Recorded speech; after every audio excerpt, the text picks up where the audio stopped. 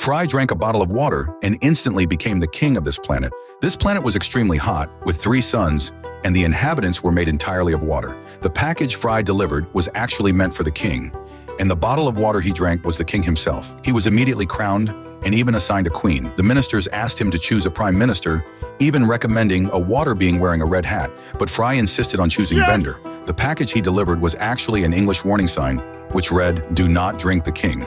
At night, Fry enjoyed the luxurious life of a king, but Leela discovered something terrifying. No emperor ever ruled for more than a week, and anyone who failed to recite the coronation oath would be executed. Fry didn't care at all, and Leela angrily left, returning to the spaceship. The next day, the coronation ceremony began. Fry used a cheat sheet to recite the oath successfully. But when the sun set, all the water soldiers transformed into their night forms, their bodies forming a glowing ocean. At that moment, the previous king inside Fry's stomach appeared. He had not died. He was just waiting for the right opportunity. Now cut this creep open and drain me out! The water soldiers surrounded Fry, planning to cut him open and release the old king. Everyone fled into the castle in panic, but to survive, the Water King had to be expelled from the body. Sweating or urinating wasn't dignified, so the only option was to cry. But Fry couldn't cry. Bender tried to move him with family memories, but Fry's relatives had died 1,000 years ago. He was numb and no longer reacted to life or emotion.